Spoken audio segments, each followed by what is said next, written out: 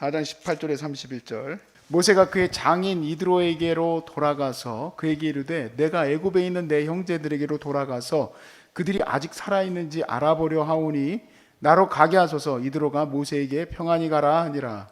여호와께서 미디안에서 모세에게 이르시되 애굽으로 돌아가라. 내 목숨을 노리던 자가 다 죽었느니라. 모세가 그의 아내와 그의 아들들을 나귀에 태우고 애굽으로 돌아가는데 모세가 하나님의 지팡이를 손에 잡았더라. 여호와께서 모세에게 이르시되 내가 애굽으로 돌아가거든 내가 내 손에 준 이적을 바로 앞에서 다 행하라. 그러나 내가 그의 마음을 완악하게 한즉 그가 백성을 보내주지 아니하리니 너는 바로에게 이르기를 여호와의 말씀에 이스라엘은 내 아들 내 장자라. 내가 내게 이르기를 내 아들을 보내주어 나를 섬기게 하라 하여도 내가 보내주기를 거절하니 내가 내 아들 내 장자를 죽이리라 하셨다 하라 하시니라. 모세가 길을 가다가 숙소에 있을 때에 여호와께서 그를 만나서 그를 죽이려 하신지라. 시보라가 돌칼을 가져다가 그의 아들의 포피를 베어 그의 발에 갖다 대며 이르되 당신은 참으로 내게 피 남편이로다 하니 여호와께서 그를 놓아주시니라. 그때 십보라가 피 남편이라 함은 할례 때문이었더라. 여호와께서 아론에게 이르시되 광야에 가서 모세를 맞으라 하시매 그가 가서 하나님의 산에서 모세를 만나 그에게 입맞추니 모세가 여호와께 자기에게 분부하여 보내신 모든 말씀과 여호와께서 자기에게 명령하신 모든 이적을 아론에게 알리니라. 모세와 아론이 가서 이스라엘의 자손의 모든 장로를 모으고 아론이 여호와께서 모세에게 이르신 모든 말씀을 전하고 그 백성 앞에서 이적을 행하니 백성이 믿으며 여호와께서 이스라엘 자손을 찾으시고 그들의 고난을 살피셨다 듣고 머리 숙여 경배하였더라. 아멘. 하나님이 오늘 본문에 보면 지팡이를 주시며 또 그 지팡이를 짚고 가는 그 모세의 그 손에 하나님의 권능을 주셨음을 상징적으로 그가 들고 이제 이스라엘 땅에 들어갑니다. 아무것도 아닌 것 같은 그의 인생을 찾아오신 하나님이 사명을 주시고 이스라엘 백성을 구원하는 큰 힘을 주셨어요. 그리고 가는 길에 이상한 일이 벌어집니다. 오늘 제가 주목하고 싶은 건 이상한 일만 주목하려고 해요. 하나님이 큰 힘을 주셨어요. 큰 명령을 주셨는데 그럼 축복해야죠. 모세를 만나셨어요. 하나님이. 그것도 어디냐? 숙소. 보니까 숙소가 영어로 여관이 여관. 여관에서 만났는데 하나님이 모세를 죽이려고 작정하셨어요. 야, 이상한 일이 벌어졌습니다. 자, 이 이상한 일 때문에 제가 아이고야, 이 새벽부터 설교를 할 수가 없어요. 딴 데 잡고 해야 되겠다. 근데 여기만 계속 이게 뭘까 보게 돼서 이제 주석책을 계속 살펴서 신학자들이 어떻게 해석했나 하고 봤어요. 자, 신학자들 해석을 그대로 빌리려고 합니다. 제가 최소 6권을 봤는데 신학자들이 한 4명 정도가 동일하게 하는 얘기가 있어요. 하나님이 죽이려고 했던 것은 치명적인 병에 걸렸다 라고 봅니다. 왜 그런지 설명하는 거는 좀 길어서 그건 그렇다고 치고 일단 그분들이 그렇게 얘기하는 것을 받아서 치명적인 병에 걸려서 하나님이 주신 그 치명적인 병에 걸렸는데요. 자, 그 다음부터는 우리가 해석해야 돼요. 왜냐하면 여기에는 연결고리가 없습니다. 십보라가 자기 남편이 죽어가려고 하는 상황에서 지금 숙소에서 갑자기 죽으려고 하는데 십보라가 갑자기 아들들을 데리고 오더니 꼬추를 딱 잘라가지고 표피를 다 잘라가지고 할례를 행했어요. 그런데 어떻게 됐대요? 살아났어요. 이 부분이 난제라고 할 겁니다. 왜냐하면 이거와 이거는 상관관계를 잘 찾을 수가 없어요. 갑자기 치명적인 병에 걸린 남편과 갑자기 떠오른 십보라의 마음속에 아이고 아들들이 할례를 행하지 않았구나. 이것과 어떻게 연결고리가 됩니까? 우리는 치명적인 병에 걸리면 증상을 빨리 진단해서 병리학적으로 빨리 진단해서 어떻게 됩니까? 응급실에 가야지. 우리는 간단해요. 여러분 딱 열 나잖아요. 병원 가셔야 됩니다. 왜냐하면 병원 가라는 얘기는 아무 생각이 없어서 가라는 얘기가 아니라 정확한 진단을 내려야 되기 때문에 그래요. 병이 열이 나고 있는 거는 지금 안에서 뭔가 이 몸을 열내게 만드는 염증 반응이 일어나고 있는 것 때문이기 때문에 여기에는 그 장비가 없잖아요. 웬만한 병에는 없어요. 그러니까 빨리 가야 돼. 근데 어느 병원 가야 되냐? 우리의 정확한 처방입니다. 원래 다니던 병원 가셔야 돼. 딴 병원 가면 고생만 해. 우리가 딴 병원도 보내봤는데요. 딴 병원 갔더니 우리는 못합니다. 암 환자인데요. 우리는 못합니다. 그래서 아무리 중급 병원 이상 아니어도 여러분을 받을지를 못해요. 여러분 무조건 데이터가 있는 어디 가야 되냐? 여러분 병원 가야 돼. 그래서 내가 맨먼저 항상 물어보는 건 메인 병원이 어디입니까? 지금 어디 병원이 주병원입니까? 하고 제가 늘 물어보는 이유가 그걸 적어놓거든요. 만약에 예를 들어서 그 코마가 오거나 보호자가 없는데 갑자기 문제가 생겼을 때 우리 빨리 기록을 보고 그 병원으로 이송을 해야 되니까 제가 중요한 데이터는 그런 거를 갖고 있는 거예요. 물론 여러분 물어보면 무슨 이유인지 모르고 그냥 적지만. 자, 이러면 여러분 이해가 가시죠? 그런데 병이 왔는데 할례를 행해야 된다. 이게 이해가 갑니까? 이해가 안 가죠. 예전에 제가 군복무를 할 때 군목 목사님이 바뀌었어요. 다른 목사님으로.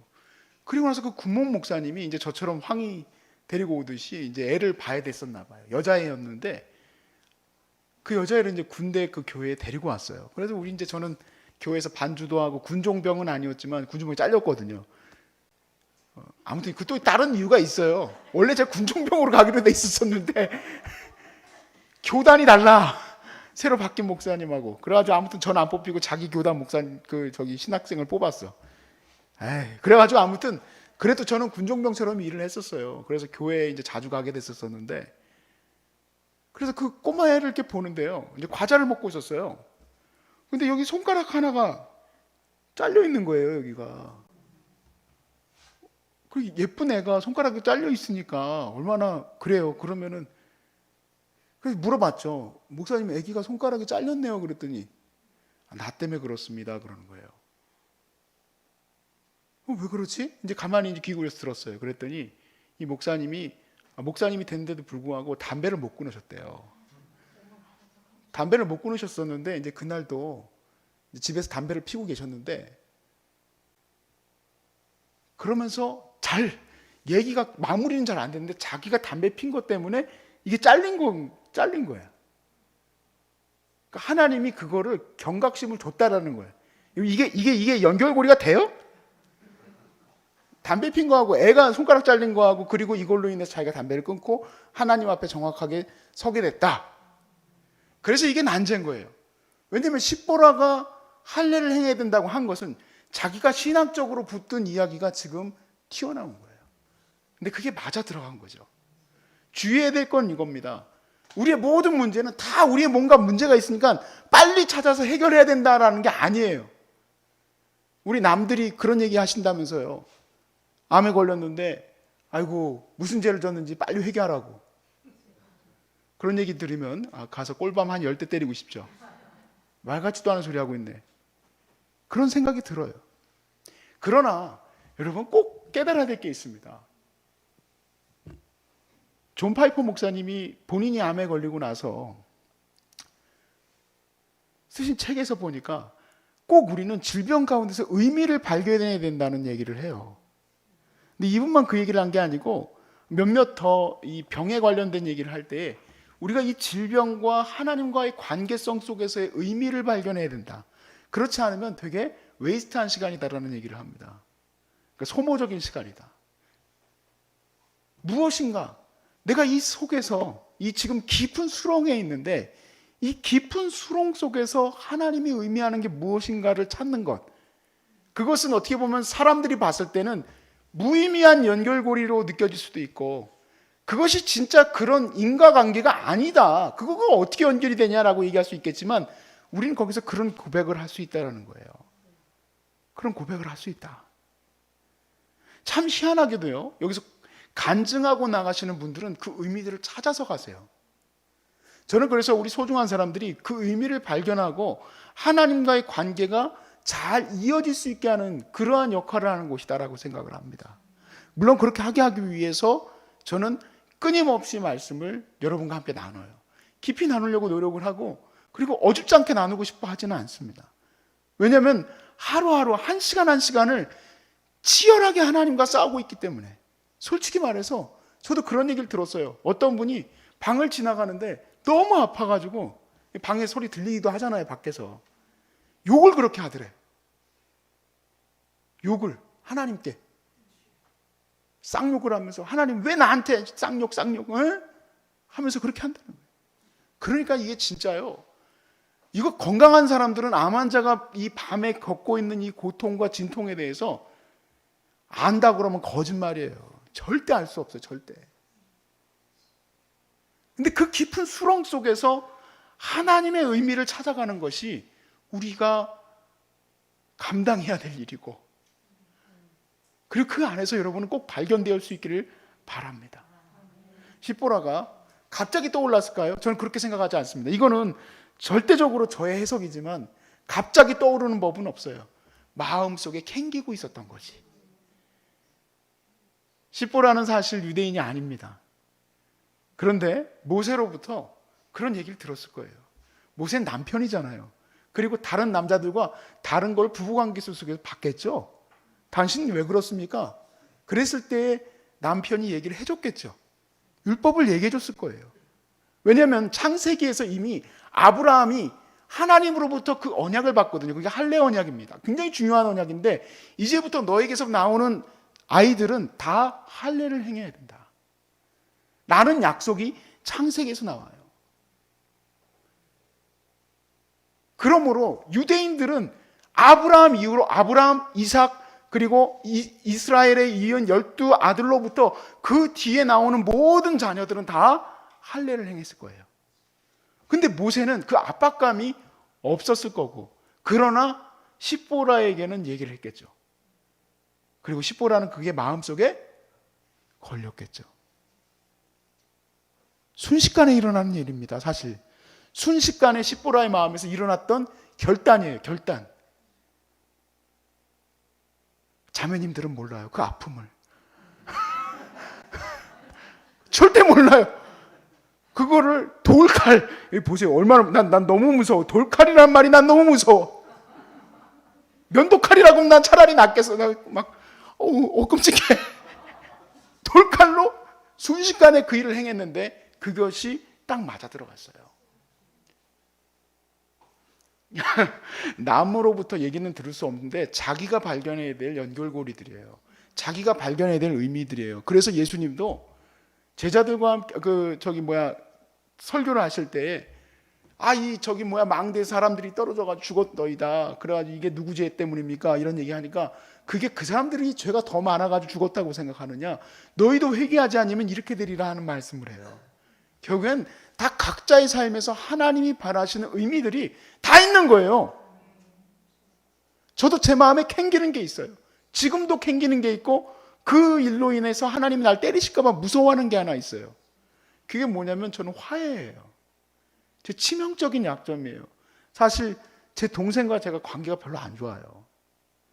저는 몇 번을 제 동생에게 미안하다, 용서한다, 용서해달라고 했지만 어렸을 때 받았던 상처라서 그런지 잘 용서가 안 되나 봐요. 이번에 할머니 장례가 나서 그래 또 한번 보겠지 했는데 이상하게 또 안 마주쳤어. 난 저녁 예배 때문에 계속 나오고, 제 동생은 또 계속 저녁에 이제 오고. 너무 마음이 힘들어, 솔직히 말해서. 나도 좀 잘 풀어가고 싶지만 안 되는 걸 어떻게 안 되는 거야. 어느 날 내가 무너지면 그것 때문인 것 같아.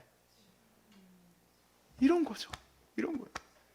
자기가 하나님 앞에서 바로 세워져 있지 못한 것들을 계속 마음에 갖고 있는 것들이 있는 거야. 근데 이게 발견이 된다면 혹시 병이 못 나았다고 하더라도 저는 굉장히 의미가 크다 생각합니다. 왜냐하면 하나님과 우리 사이가 가장 중요하니까. 실제로 우리 환우 중에서 못 나왔던 분이 하나 있어요. 다 낫지를 못했어. 그래서 결국에 제가 마지막 작별하러 인사하러 그 용인의 이제 샘물의 호스피스에 이제 찾아가서 인사드리고 오고 그랬었는데, 그분은 이제 막 인사불성이 돼서 저하고 얘기를 못 하지만 가족들이 다 그 얘기를 하는 거예요. 이 친구가 이 암으로 인해서 우리 형제들의 관계가 다 안 좋았는데 이 일로 인해서 다 화해가 됐다는 거예요.